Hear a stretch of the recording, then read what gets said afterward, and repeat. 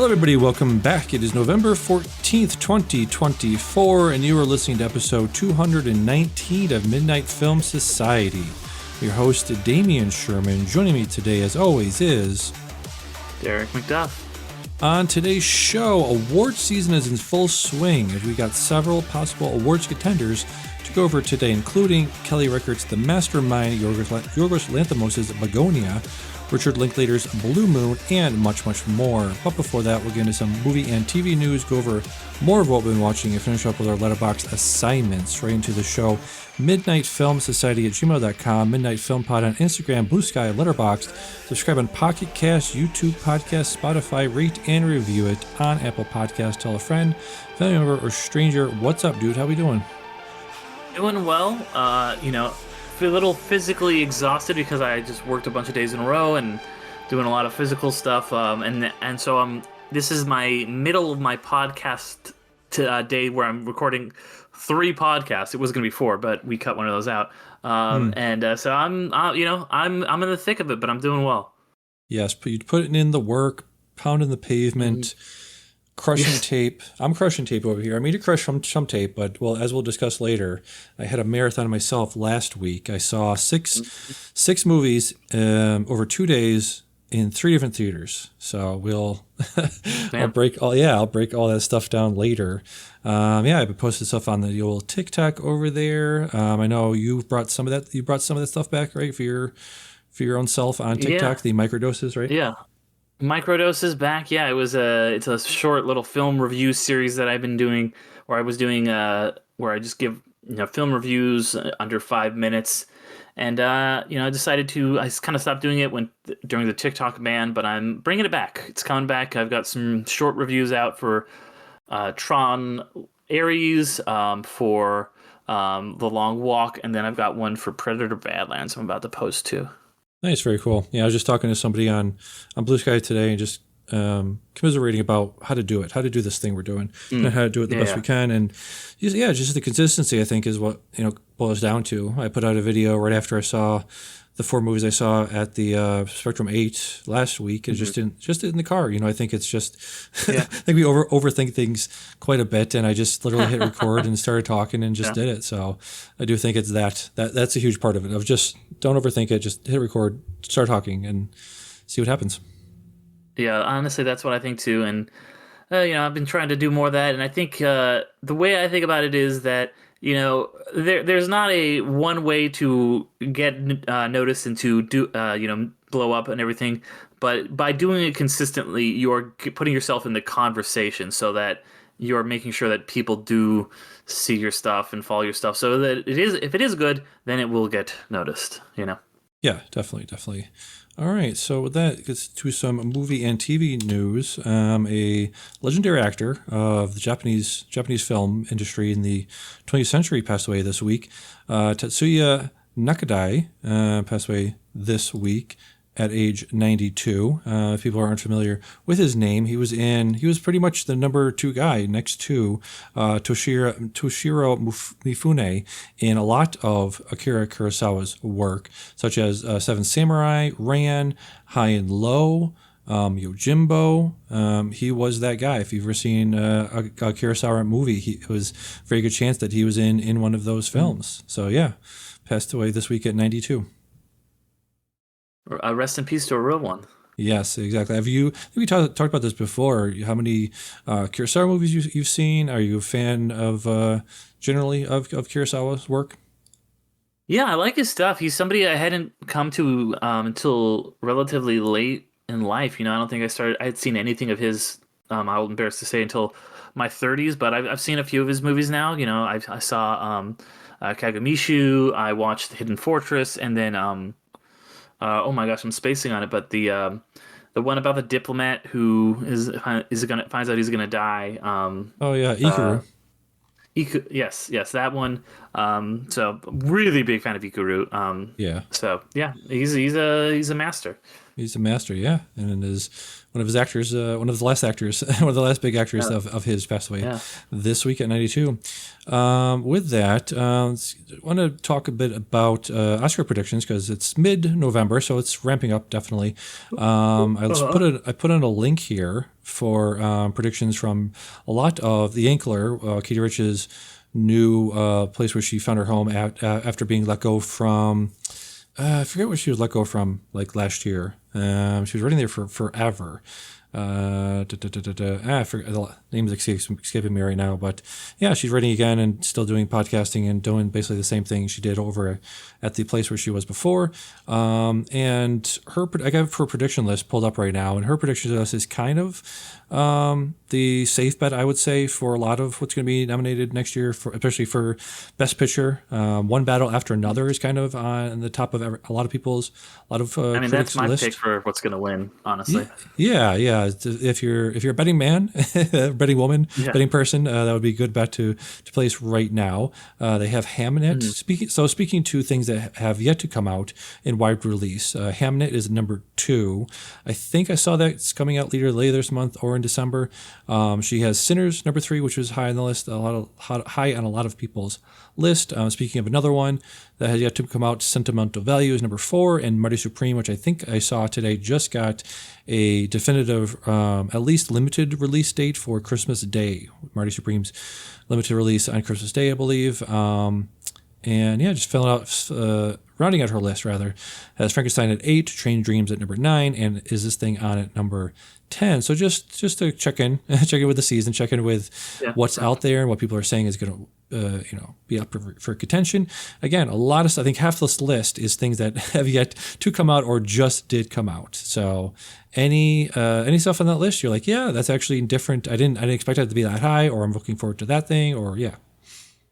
Yeah, I'm kind of looking over it right now, and there's some stuff that is, not even necessarily on my radar. Like, I've seen a lot of trailers for some of these, but I try to stay as trailers averse as I can. It looks like, right behind One Battle After Another on the leaderboard is Sentimental Value, which is something I'm not super familiar with, but it makes sense. It's out of Neon.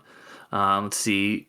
I mean, Frankenstein being this high on the list is nice. So yeah, hopefully that will do well. But yeah, it looks like it's a lot of expected stuff. It's a lot of sequels to things. Yeah, sequels to things that or things from big directors. Wicked for Good, which got nominated, was it last year or the year before that? The first Wicked, so it makes sense the sequel's on there. So Avatar, Fire and Ash might get nominated. The other two have both been nominated, so we'll see. It might, yeah. Avatar. Somebody had Avatar and Wicked for Good on their list, which is surprising because I think traditionally, anyways, in years past, they've allotted one slot for the big blockbuster, and it's interesting that now they're starting to, have slots for 2 of them with Wicked for Good and Avatar, Fire and Ash possibly in there. Yeah, I mean, I think that's, I don't know. I think that a few of them will often sneak in, and it's like, oh, well, we can only have one movie that has a budget of over whatever amount of money. Sinners also had a big budget.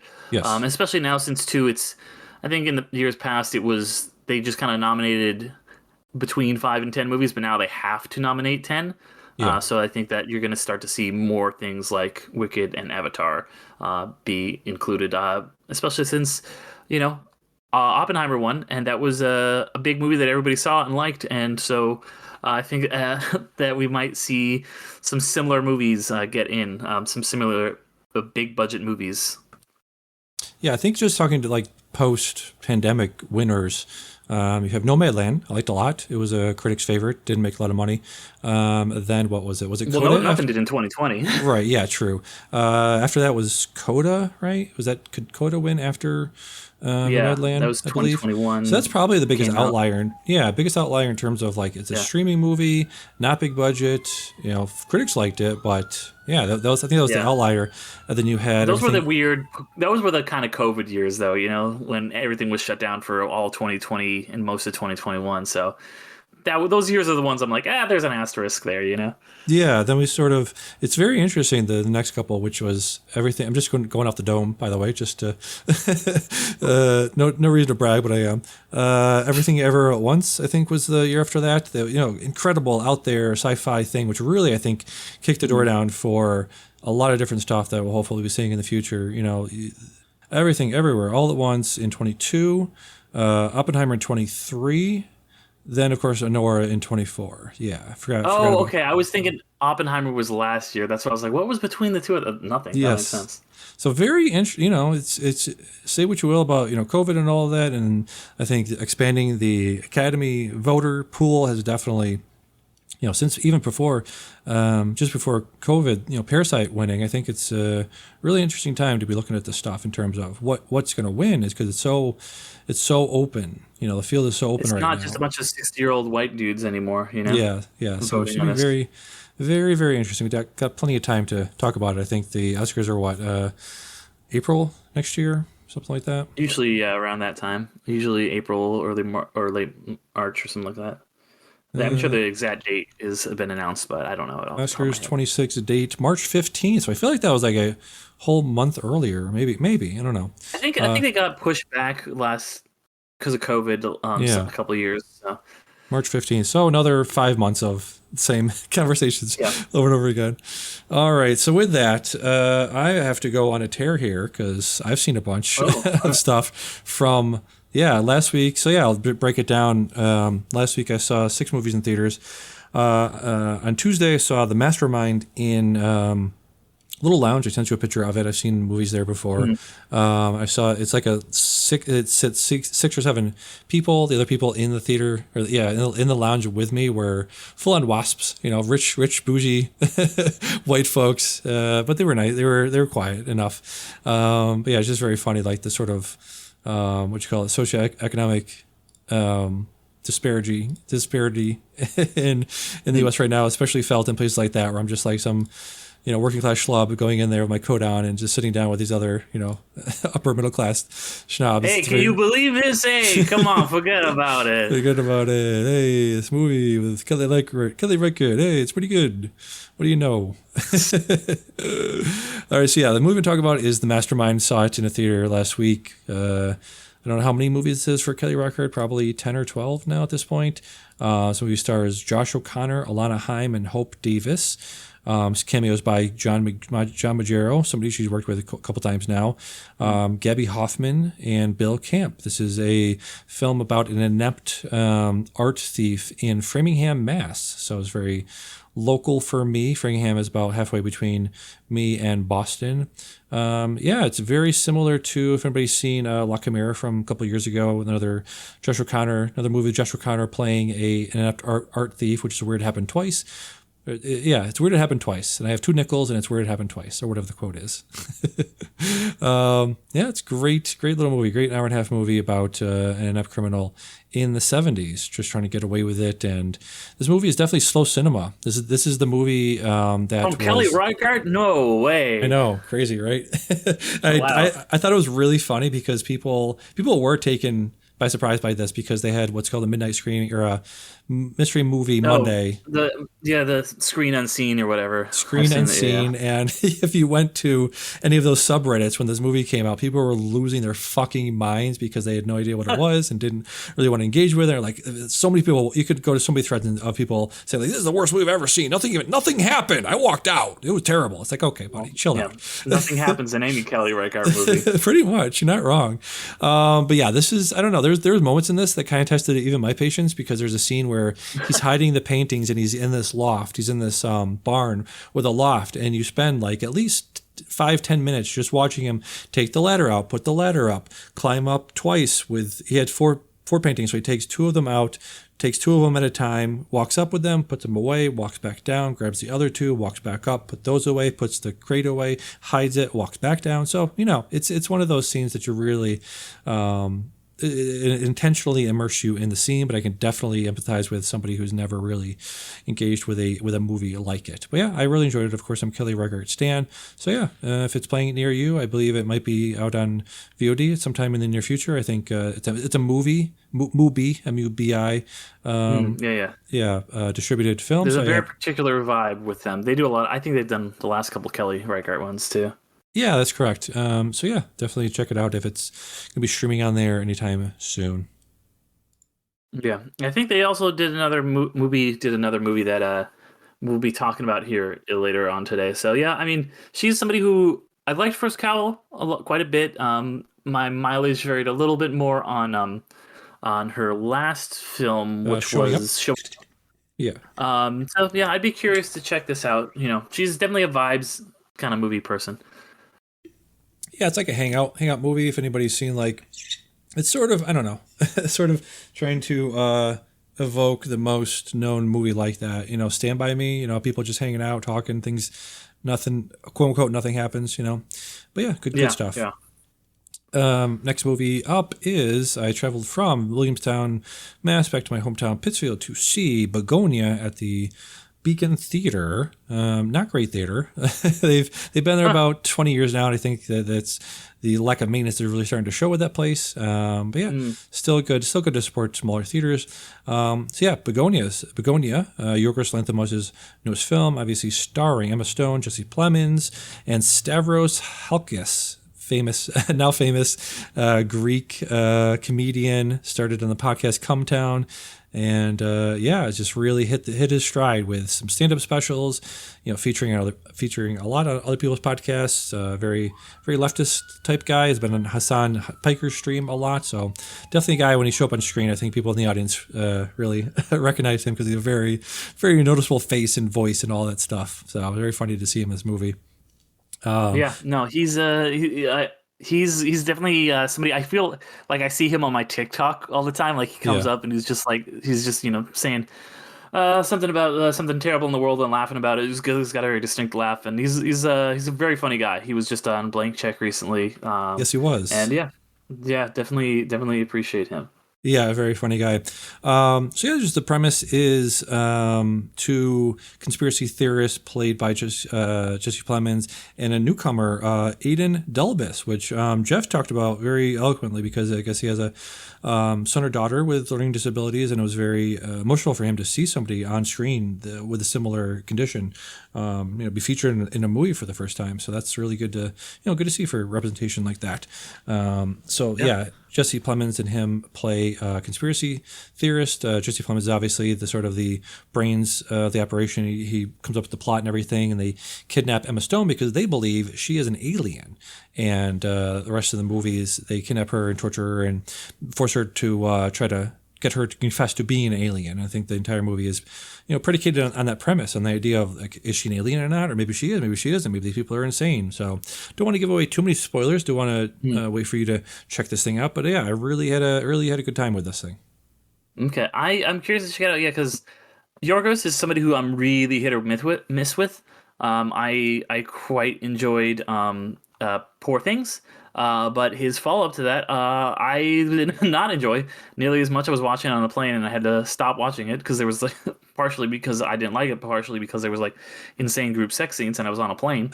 But yeah, so interesting that he's kind of his new muse seems to be Emma Stone. So really excited to, and Jesse Plemons as well. So excited to see what they do with that. Didn't get a chance to check this one out yet, but I'm definitely gonna try and watch it. Yeah, it's good stuff. One thing I forgot to mention before going into all of these is I feel like there's definitely a big connection here that I, tried to make somewhat in my video, TikTok video, but a lot of these movies I watched in the past week are have this running theme of loneliness. I think Mastermind is definitely about a lonely guy. Begonia is, you have that, loneliness, quote unquote, loneliness epidemic, which is not an epidemic. It's just sad, lonely men, trying to find purpose in their life, but finding it in very bad places and blaming women and all that stuff. And the next one I'm going to talk about as well is also about loneliness. It's Richard Linklater's newest Blue Moon with Ethan Hawke, Margot Qualley, and Andrew Scott and Bobby Cannavale. It is about Lorenz Hart, who was Richard Rodgers' first partner, Rodgers being the other one half of the Rodgers and Hammerstein duo, which most people have heard of. I had never heard of Lorenz Hart before watching this movie, so I assume a lot of people haven't as well. This is a fantastic movie just in terms of the amount of dialogue that Ethan Hawke had to learn, because this is basically a one-man show. This is him espousing all these beliefs about art and life and love and writing and music and all of this stuff, to Bobby Cannavale, he's just the bartender there in the bar. The premise is Lorenz Hart is on the opening night of Oklahoma, the musical. He's in a bar and he wants to congratulate his former writing partner on the success of the show, but he spends majority of it lamenting, not being as successful with him, and also lamenting this love that he had by a woman. I'm trying to find the character's name, Elizabeth. Who this whole movie is based upon actual letters between Lorenz and Elizabeth, and so that's very interesting.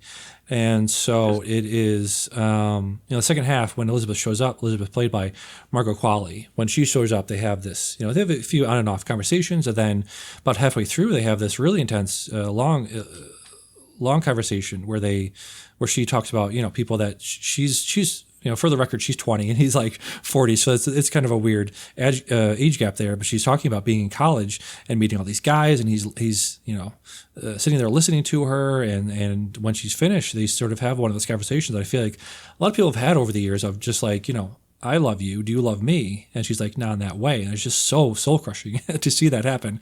And Ethan Hawke plays it immaculately. The facial reactions and all of that are so amazing. And so, I recommend this movie wholeheartedly to anybody that loves, great writing. Obviously, Richard Linklater is one of the great, screenwriters of all time, and great dialogue writers of all time with the Before trilogy. So this is just right up my alley in terms of that stuff. So if you like that stuff as much as I do, I definitely recommend checking this out.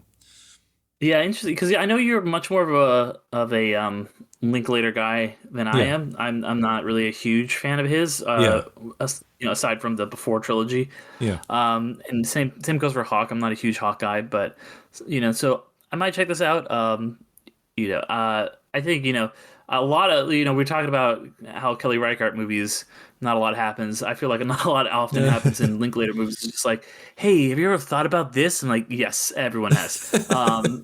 But I think it's interesting that Hawke kind of now, he's basically, a lot of his stuff, he works with like two auteur, quote unquote, directors. He's kind of the muse for either Linklater or, in a very different style, for Scott Derrickson's horror movies. He's either like, yeah, let me just like muse about the world and how we all feel about as people, or it's like, I'm gonna kill you, the black phone is here. Yeah, exactly. Yeah, it's very interesting, like the work she's done, and this is like, I forgot to mention, like one of two Linklater movies out this year. The other one being Nouvelle Vogue, which I polled some people in a Discord, like, because this was playing alongside Nouvelle Vogue, is like, Blue Moon or Nouvelle Vogue, and people were like, yeah, definitely Blue Moon. It's more the conventional pick. So I'm very happy I chose that one. Okay, yeah, I might check this one out. We'll see. I got a lot to watch. We're getting to. Right, yeah. Let's see, how many of that? Yes, my fourth one is Chainsaw Man. I've not seen any Chainsaw Man. I haven't read the manga or watched the anime. I only watched this because I would have had like a 2-hour gap in between my first and third movie over there. So I was like, all right, I'll just check this out just to kill some time. I was wondering why. I was like, Chainsaw Man, and I was like, we texted, and I was like, have you seen Chainsaw Man? And you're like, nope. And I was like, okay. Yeah, not even a little. So it makes sense now. Yep. Like I said, I think I mentioned before here that I've been a huge fan of anime when I was much younger guy with much more time in my hands. I watched almost all of Dragon Ball Z, watched a lot of Bleach. I watched a lot of the, conventional, traditional, like. You used to wear that little headband and do the run like Naruto around your high school. The Naruto run around my high school. Yeah. No, Naruto is one of the major ones I've never watched at all. Haven't watched any Naruto. Haven't watched any One Piece Man. What is it? No, not One Piece Man. Just One Piece. Right? So there's One Punch Man and there's One Piece. One Piece Man. I've not watched any One Piece, or I've watched a little bit of One Punch Man. Yeah, I've heard the later seasons. Okay, what's up? Yes, I got it right. No, you got it right that time. Yes.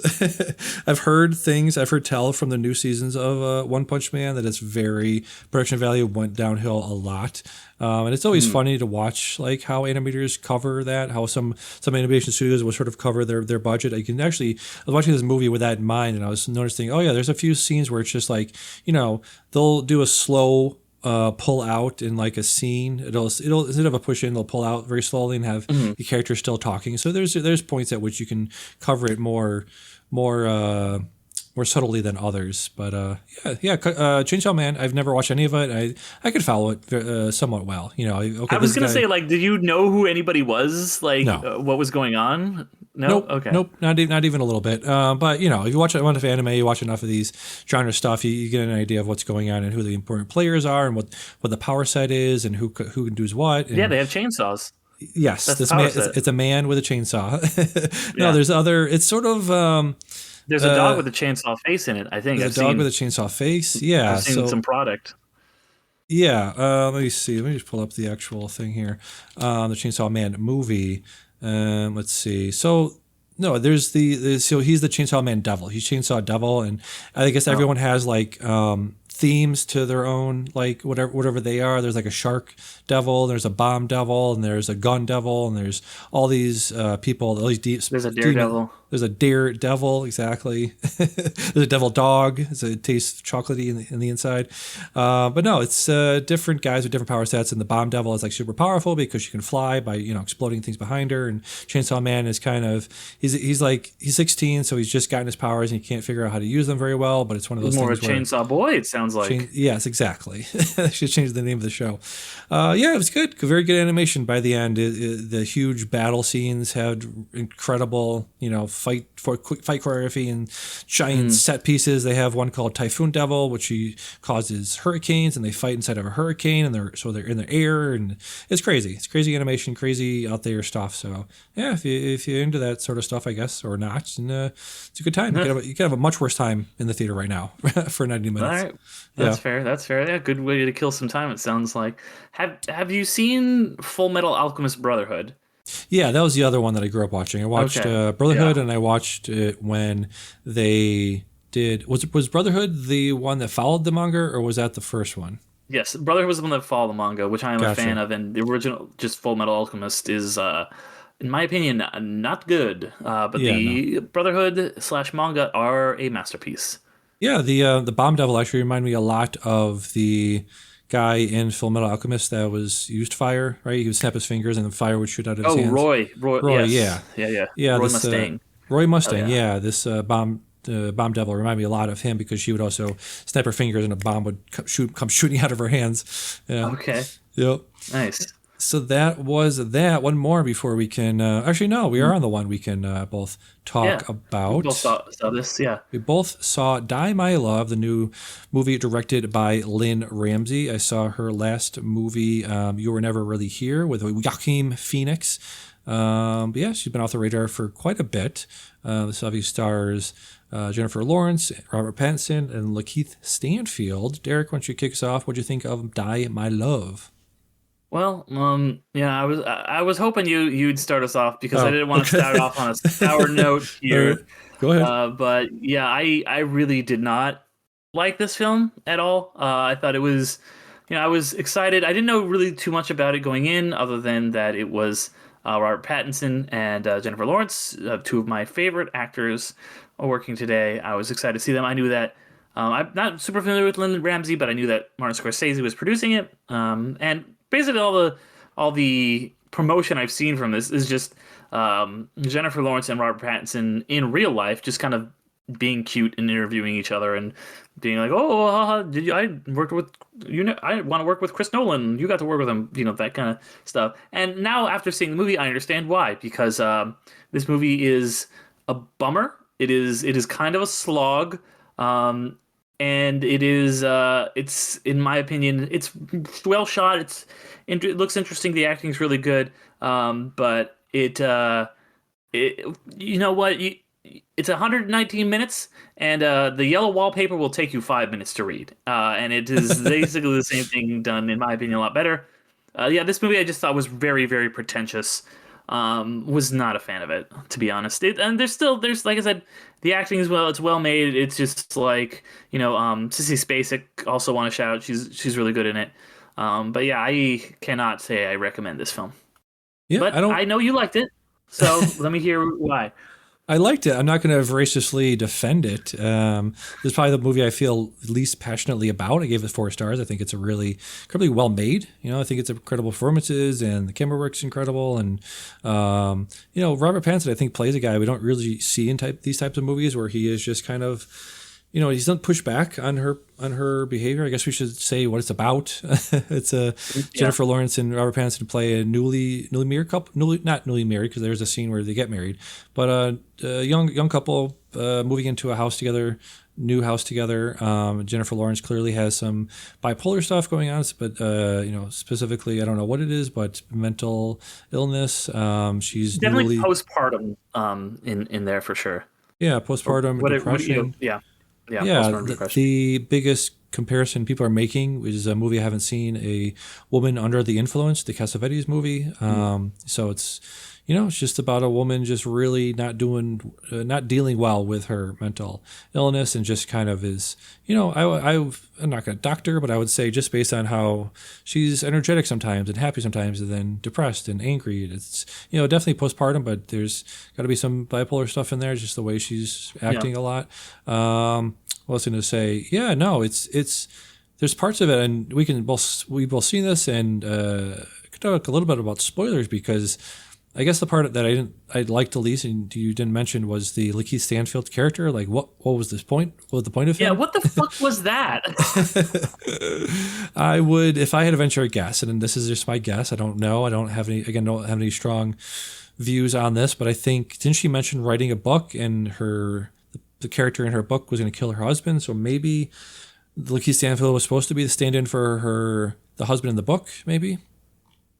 I don't know. Yeah, I was also like, is he real or is he imagined? Yeah. Is this affair really happening? Like, is she just like thinking about it? Like, I know, and I guess the point is supposed to be a very, we don't know actually, and I'm like, fuck off, jerk off motion, Yeah, I like this movie because it kind of represented a lot of, like, what would you call it? Your unconscious or your id of just like, she tells people to fuck off a lot. And I do. We both work in customer service. So it's a lot of times, pretty much our entire day is just biting your tongue, not wanting to not telling people to fuck off, even though you want to tell them to fuck off. So I think it was very cathartic for me to see her actually do that a lot of times. Yeah, a lot of times. I was upset because she fucking said that to the poor cashier. She was so mean. I was like, hey, she's just in customer service trying to do her job. Don't be an asshole. Right. True. That's not a great point.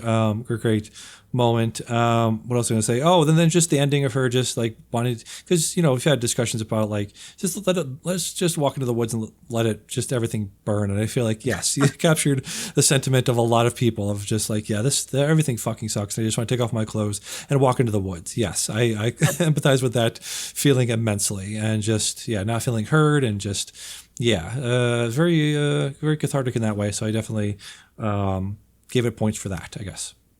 Okay, well, fair enough. The ending didn't really hit for me because it was like, man, she should really get some professional help. Probably. Oh, she didn't do anything. What was the point of that? And then it's like, oh, she's still all right. Well, then what do you do in this situation? I don't know.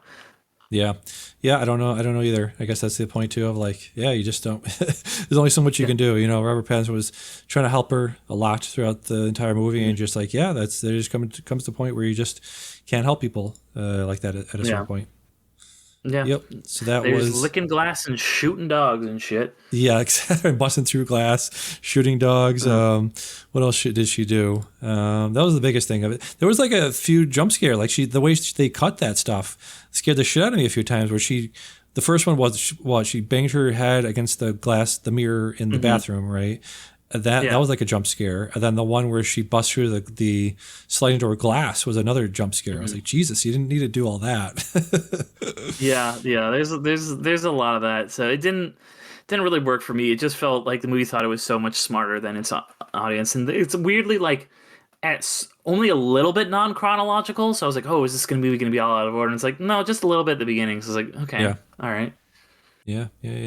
So that was Die My Love, the fifth movie I saw last week in theaters. Last movie is my favorite movie of the year so far. Oh, yes. Wow, okay. Yes. Late, my pick for favorite movie this year came late. You're talking about movies that, previous years, Everything Everywhere at Once, and what was the one, our favorite movie of a couple years ago?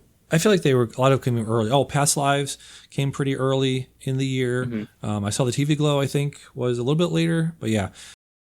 Yes, Train Dreams, directed by Clint Bentley, is my favorite movie of the year so far. Beautiful, ain't it? What is?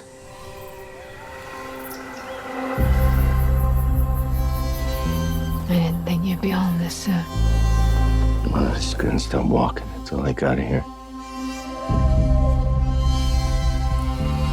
What are you thinking about? I was thinking that we ought to get married.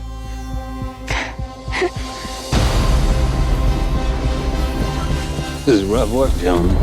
Not just on the body. We just cut down trees that have been here for 500 years.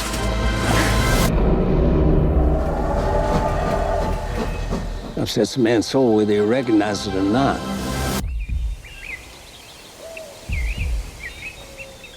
Synopsis on Letterboxd is: a logger leads a life of quiet grace as he experiences love and loss during an era of monumental change in early 20th century America. So, it's a lot, even though it doesn't sound like a lot. And it's also a lot for a 102-minute movie. Boy, it's where to start. So, yeah, it's dealing with a lot of stuff, and very subtly and very beautifully. And it's dealing with immigration. You know, immigration in this country has been a hot button issue for a long time. It is very much so now. Back then, it was kind of the same shit, man. Like, they have, Asian loggers working alongside him, or again, just dragged off and taken off because they're immigrants and because they don't want them. And a lot of this movie is based upon a lot of the momentum and the motivation for Joel Edgerton and the way he feels is regret watching that stuff happen and not doing anything about it, and building this infrastructure on the backs of people like that. And yeah, that's what he talks about a lot. And there's a voiceover in this movie because it's based on a book by, I don't know who the book was by, but the voiceover was done by Will Patton, who does a lot of really great audiobook narration for a lot of Stephen King books. Okay. And so the voiceover sort of, lets you inside his head a little bit, and saying like, he felt torn up about this and felt like this, maybe he's cursed because there are a lot of things, I don't want to spoil anything in this movie, but there's a lot of stuff that goes on that's out of his control. And he's just thinking back on the early days of his life of like, what if is God punishing me for this? Is life punishing me for this? Is the world punishing me for not doing more, being a better person? The rest of the movie is him and Felicity Jones, building a cabin in the woods, and then him going back and doing more logging, and talking a lot with, what is his name? William H. Macy plays a huge role in this movie, of just one of these guys, these older guys that have worked the whole life in manufacturing, but also farming and logging and all that kind of stuff. One of my favorite characters in movies this year, played by William H. Macy.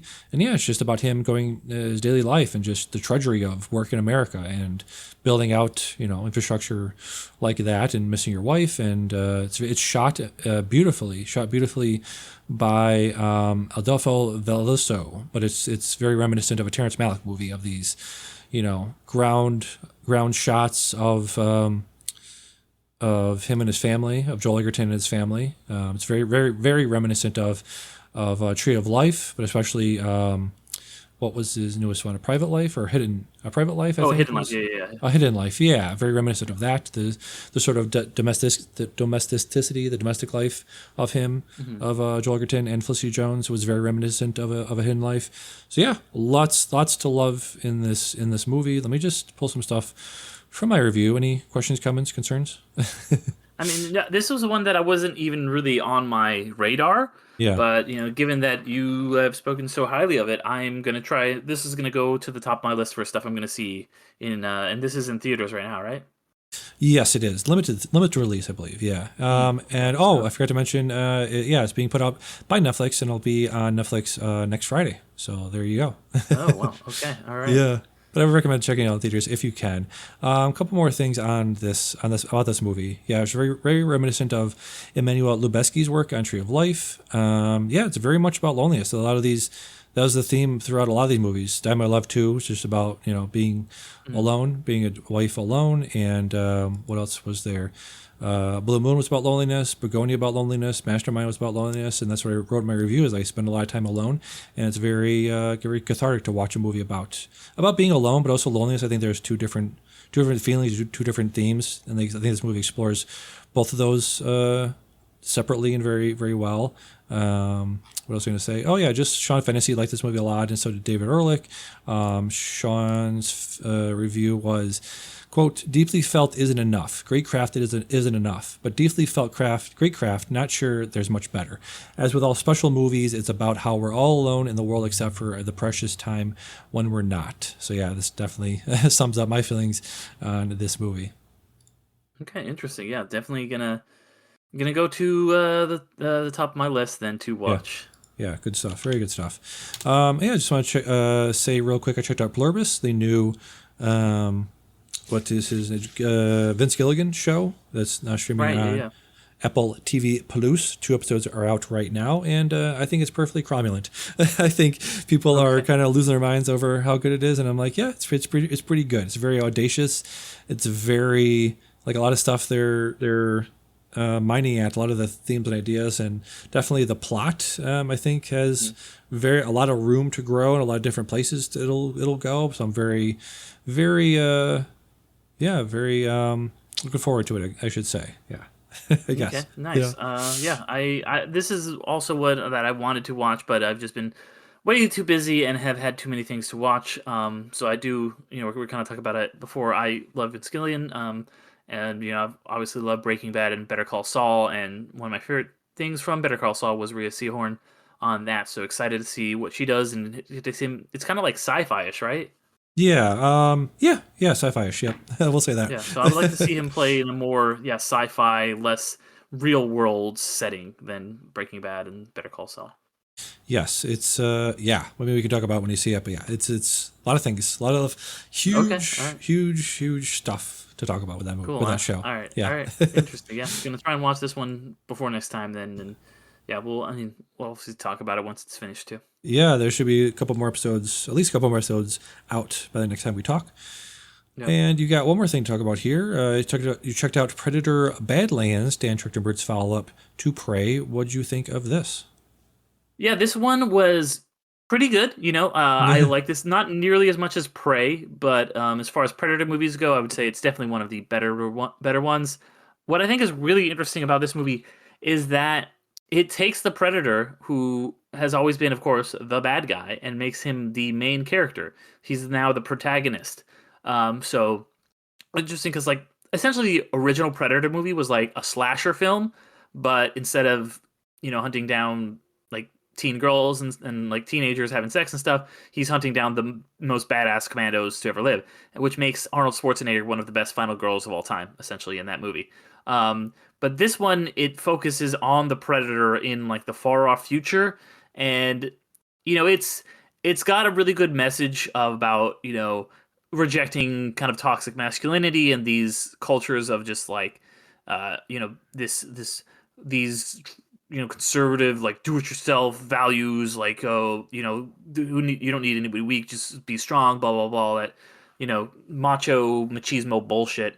It it's about how that's not really a good thing to do, and it's better to have people on your side, and it becomes this essentially 80s buddy movie with half an Elle Fanning and a cute animal sidekick on this ridiculous alien planet. There's a little bit of stuff that's some of it's a little heavy-handed with that theming. It's a little cheesy at times, but overall I really liked it. There's some really good action in it. The Predator, as you might expect, is not the most interesting protagonist, so that's where Elle Fanning really comes in the clutch here. She plays a robot made by Weyland-Yutani, which raises a lot of questions as to how the Predator and Alien franchises are they connected? Are they not connected? Is AVP canon again now? Well, that doesn't make any sense with Prometheus. But that all aside, I think this is just, like you said with the Chainsaw Man, like, this is just a good way to spend 90 minutes or whatever at the movie theater. I like Predator a lot. I'm in the bag for this kind of movie. It was different than anything we've seen from Predator before, just like how Prey was different. This is different in a different way. So I had a good time with it. Yeah, I've been a big fan of Dan Trachtenberg for a long time. 10 Cloverfield Lane was like one of the best genre movies out that year. I've watched him since early days when he was with Jeff Kanata on the Totally Rad show back in the day. So yeah, I've been following this guy for a long time, and it's really cool that he's sort of living his dream. Yeah, absolutely. He was once like us, a lowly podcaster, and now Exactly. he's directing Predator movies. Yes, if only we pivoted to video, we'd get that bank. That's the problem. For Right. sure. Yep. One more thing you checked out, Motorama. Is this looks like one of those Disney movies from the 90s? Is that what this is? Nope, not even close. Not even a little bit. This is a rated R dark comedy where it's like a road trip movie that is essentially set in this like alternate world, because you're watching it and he's going to it's almost like the tone of like a Joe versus the volcano, where it's just like this weird, like the world is just weird, kind of like that. Like he goes to different states, and instead of being actual states from the US, it's like this is, and it's some weird name, and it's like, and this is the long state, and he goes into this other state, it's all like post-apocalyptic, and it's like this is the last state, shit like that. And it's about this 10-year-old kid who leaves his like abusive family behind, steals their car, and he's basically doing the McDonald's Monopoly game. He's trying to get like all the letters to spell out Motorama, because there's like a thing, if you get all of them you get like this insane prize. And it's basically a bunch of vignettes of him driving around trying to get all the pieces of the game and meeting all these weird, interesting, different people based on what the cover that's on like the DVD, and I think also Wikipedia. You think like, oh, this is like a cute thing. Like that's probably what he said. That like a cute thing where he's like trying to get Drew Barrymore. It's like the girl of his dreams. I'm like, that plot does not happen anywhere in this movie. She shows up in one dream sequence, and she's just like, you should win Motorama. He just runs into, essentially, he drives around the country meeting all these beloved character actors like Robert Picardo, and just like all these people like Jack Nance, the David Lynch collaborator, is in this, and he'll talk to them for like a scene, and then he'll go off and do the next scene and meet the next weirdo who's played by like Meatloaf or Flea or whoever. So it's real weird, like early 90s, just clearly a movie that was made for like $1 million, really cheap. The reason I actually watched this was because I was guesting on another podcast called Motoramathon, which is one of those movies by minute podcasts, talked about a minute, 36 or 38. But I did watch the whole movie as well, rather than just the 1 minute. And it's a weird one. It's I don't know if that it's good, but it's trying some interesting stuff. And it's like 88 minutes. So if you're bored and you want to watch something that's not like a lot of things you've seen before, I would recommend it. Okay. Where did you find this to watch? Where, Damian, take a guess where this movie would be streamed. YouTube or something like that. No. What streaming service has the weirdest fucking movies? Oh, the Tubi. Most random. Tubi. Of course it's Tubi. Of course this was on Tubi. Awesome. All right, yeah. Go to Tubi, check out Moto. What are we doing? Motorama. Yes, interesting that we've had 2 movies in the past month with the subword moto in it. I'd have what two was the other nickels.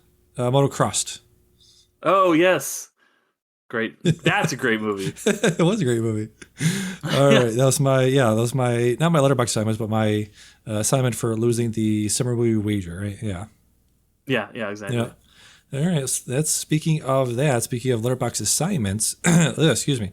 Let's get to our Letterboxd assignment. I did just watch my Letterboxd assignment just before we hopped on the mics here. That was Big Night, directed by Campbell Scott and Stanley Tucci, the Tucci-man. The Tucci himself in his, what's the word? In his environment, in his groove, in his mojo. Because I know what I see of the Tucci-man most often recently is these videos he makes of being at home and cooking some amazing food. So I have to imagine he got his start in love of food from this movie.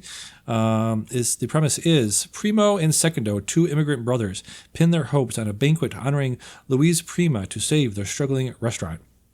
So if you've seen, some of the Bear most recently, this is very bear coded. I can imagine the creators and the directors of the Bear sat the cast and crew down, and told them to watch this movie because this seems like the template for the Bear, the TV show.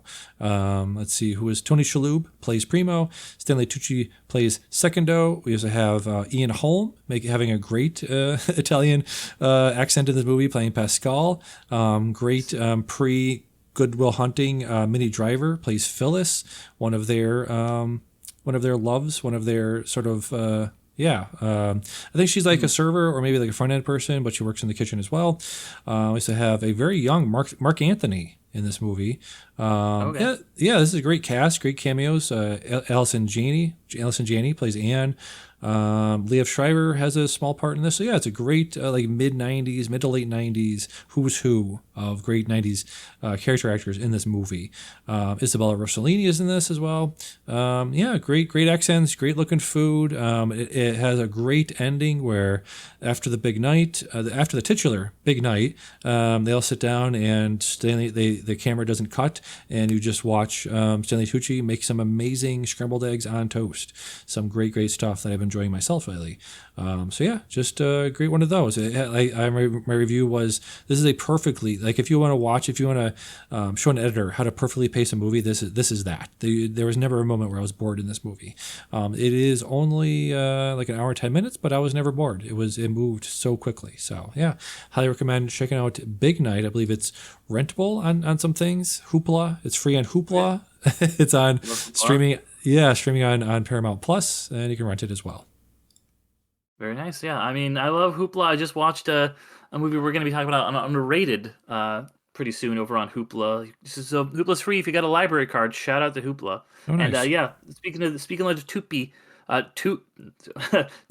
Stanley the Tooch. Yeah, I always see his, because my day job's in a bookstore for people who don't know. I always see his cookbooks and it seems like he's been bitten by, because he's got an Italian heritage. He's been bitten by the cooking bug, and he's got his cookbooks and he's got his cooking memoirs and he's what I ate in 1 year is the most recent one. So yeah, he's great. He has that typical that nice deep manly voice, and it's like erotic. There's a definition of erotic is watching him with his sleeves rolled up and just saying Patucci and the Karina Montemera, great. Very good stuff. Yeah. Your assignment was Michael Mann's Thief, one of my favorite movies. I watched it I have a 4K of this film. It's an incredibly shot movie, incredible acted film. Did you check it out? Did not have time, once again, just all the stuff that I've had to do this past week, did not get to this one, so I'll roll it over till next time. Do really want to watch this, and I don't want to put anything ahead of it in the queue. Gotcha. All right, so I will go to my watch list, which I just pruned a lot. Speaking of things I did before the show, pruned this thing down a lot. I went from 150 to 89 feature films on this list, so hopefully get something good this time. I'm going to go to my watch list and, go to my watch list and hit shuffle. To Kill a Mockingbird. I guess I haven't seen that before. I've never seen that. I guess Did you not go to high school? I know, right? I probably did see it decades ago now, but yeah, definitely need to catch up on this. So yeah, I'll be watching that for next time. Directed by Robert Mulligan. See if these guys have done anything else. The Man in the Moon, early 90s movie with Reese Witherspoon. The Other... it's a different Man in the Moon. I'm thinking the Milos Forman one. Oh, yeah. So, yeah, I'll be watching To Kill a Mockingbird for next time. Whole bunch of stuff. We're in that season, guys. We're in that season, Derick. Mm-hmm. Things are actually coming out. Many things. Too many things to choose from now. First up, we got November 14th in theaters. Edgar Wright's The Running Man. Heard some early reviews of this. Is actually very good. Glenn Powell, Josh Brolin, Coleman Domingo, William H. Macy. Stacked freaking cast in this. Looking forward to this very much. Are you? Oh yeah, this is a movie that I'm very much anticipating. I'm going to see it this weekend for sure. I love the original Running Man, and I love Edgar Wright. Obviously, this is pulling much more from the original Stephen King novel than the '80s film, the Schwarzenegger film, but still very excited nonetheless. Yeah, absolutely. Next up, we have The Keeper, another film. I feel like this is the third or fourth movie in the last couple of years from Osgood Perkins, who obviously put out Longlegs in 2024, The Monkey earlier this year, and now we have Keeper. This stars Tatiana Maslany and Russell Sutherland. I feel like there's going to be a bunch of other people in this. This is the type of movie, Derick, that I avoided trailers for. This is the type of thing that I'm like, all right, weird independent horror movie from a guy I've liked a lot of his movies from. So yeah, definitely look forward to that. Very cool. I'll have to check that one out too. And then we have Now You See Me, no, you don't. Or sorry, now you don't. No, you don't. No, you don't. That'd be a great trick. Now you see me, no, you don't. No, you don't. No, you don't. Wait, yes, you do. No, you don't. No, you don't.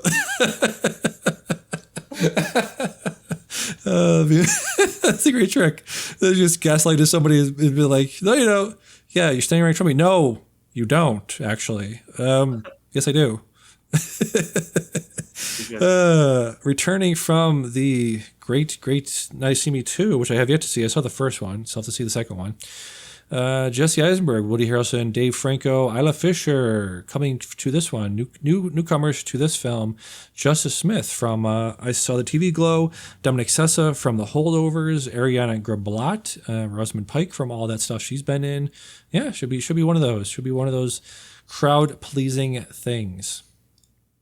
Very cool. Yeah. I mean, I have no desire to see any of these movies. They look bad. I've seen reviews on them and parts of them. Not something that I would be interested in, I don't think. So I'm going to probably skip this one. Glad they finally got the name right. I don't know if they've seen that legendary rant by Dan Harmon where when Now You See Me 2 came out, he's like, it should be called Now You Don't. And it looks like they finally actually got the memo and named it Now You Don't as the subtitle. But I'm wondering if they cast Justice Smith in this one for the same reason they cast Daniel Radcliffe in the last one, because he plays a magician in Dungeons and Dragons Honor Among Thieves. He's a sorcerer or wizard with sorcerer's blood. Wonder if that's a cheeky little callback to he's magic. Could very well be. Next up, we have another possible awards contender, Jay Kelly, directed by Noah Baumbach. This is going to be on Netflix on December 5th. This stars George Clooney and Adam Sandler. This is another one where I don't want to know too much going in at all. Are you a Baumbach guy? I've liked a couple of his things. Yeah. Marriage Story's really good. Yeah. Marriage Story. I checked out White Noise, his other Netflix effort from 2022. That was a movie. That was. I liked Francis Ha. A lot of his work. I read the book. You read the book, White Noise? Oh, that's cool. I didn't know you were a Dom DeLillo guy. I was for a class in college. Oh, nice. Yeah, I'll have to check that one out. It's a lit class. Yeah. I liked his work with his now wife, Greta Gerwig, Francis Ha, While We're Young, Mistress America, good stuff there. So yeah, definitely be checking it out. Checking that out on probably December 5th when it comes out on Netflix. The following week, November 21st, we have Royal Family, directed by Hikari, with Brendan Fraser, Takahiro Hira, and Mari Yamamoto. Seems like, I don't know what the premise is. The premise is a lonely American actor living in Tokyo starts working for a Japanese rental family service to play stand-in roles for other people's lives. So, interesting premise there. Okay, interesting. I'll keep that one in mind. Yeah, and then same week we have Wicked for Good. Wicked for Good, kid. It's freaking wicked. It's wicked for good. Sure. Did you remind me? Did you see the first one? I did not see the first one. Yeah, I haven't either. I saw the last 30 seconds of it twice on the same night on a cruise ship when I walked by the main thing, and I saw what's her name, Elphaba, like going and like flying directly into the camera. You nailed that one. Yeah. What was I going to say? I've seen the trailer for this a few times, and I guess I had no idea about the Wicked story. You know, I've never seen the stage musical. Do you want to know what's in this trailer? Because I was kind of shocked. I've seen the trailer 1,000 times. So yeah, for people who don't want to be spoiled, skip ahead a few seconds. But so they cross over with Wizard of Oz. Is that what happens? I'm Yeah, because guessing. like the first one's kind of a prequel, and I think this one is kind of like a side quill to the Wizard of Oz. Essentially, like Oh, it's like what is the Wicked Witch doing while Dorothy's going and doing her thing, and then somebody's fiance becomes the Tin Man. I think it's like the Glinda's fiance is the Tin Man. I don't know, like, but it's basically like a side quill, and you see like Dorothy show up like the back of her head, and Jeff Goldblum's like, "Bring me the broom of the Wicked Witch." So you're like seeing that whole scene from another angle. So yeah, all right, cool. I might check out the first one just to be complete there. Possibly, yeah. Best Picture nominee complete there. It's like 3 hours long though. Is the thing. That's why I should Yeah, see the first one. yeah. Yeah. Next up, Sisu Part 2, Road to Revenge. Yeah. Did we see? I saw Sisu. Did you see Sisu? I did see Sisu. I love Sisu. Yeah. Sisu rules. It's like any movie where just killing Nazis is great. Yeah. So we got a sequel starring Stephen Lang from Avatar, from Don't Yeah. Breathe. Yeah, good stuff. Yeah, he's always great. Like I'm like, okay, that's a good villain for Sisu. Like he's very like Sisu bad coded. Right, exactly. The same week, November 21st, Train Dreams, like I said, my favorite movie of the year, will be coming out on Netflix November 21st. Always good to see, a lot of these award contenders or possible award contenders are always notorious for, limited release. And then, maybe we'll put it out somewhere eventually. Maybe if you Yeah. beg us enough, you'll be able to see it. But yeah, it's always good to see that. Or it's nice to see that in a movie that my favorite movie of the year will be available for everyone to see on the 21st. Yeah, for sure. Okay, I'm gonna, like I said, this is going to the top of my list. Cool, very good. And finally, we have Good Boy, another one coming out on streaming on Shudder on the 21st as well. I did not check this out, but I heard good things from people that did see it. Okay. All right, another one that for me to put on my radar. Yeah. All right. So with that, let's get to a plug-in. Let's do a little plug-in. Medium Substack, plug-in. I did some writing on the Substack stuff. Did some writing about Train Dreams. Do a little bit more writing as the award season kicks off, and not Oscar-nominated movies I'll talk about, and probably this will be the time of the year when I'm seeing the best stuff. So I always like to save my writing for the best stuff. So get ready for that. Go to my Letterboxd Midnight Film Pod. I'm 87 away from 2,400 followers. So help me get some more followers on there. I feel like I had a little kick up there from the TikTok video and just from generally being around. Yeah. Film Essayist on YouTube. That's where you can check out the show. Spotify for podcasters. Go to my interviews with B.R. Yeager, with iFanboy. Actually, Saban interview from a couple months ago. Go to Discord, iFanboy, Ringer, Letterboxd Discords. I'm still the Blair Bitch on all the Discords. So if you see Blair Bitch chatting up on Letterboxd or Blank Check or Hero Real Discords, that is me on there. Derick, what you got to plug? Yeah, my plug, as always, is the Underrated Movie Podcast. That is a podcast where I discuss films that are underrated, underappreciated, or have slipped under the radar and pass most people by.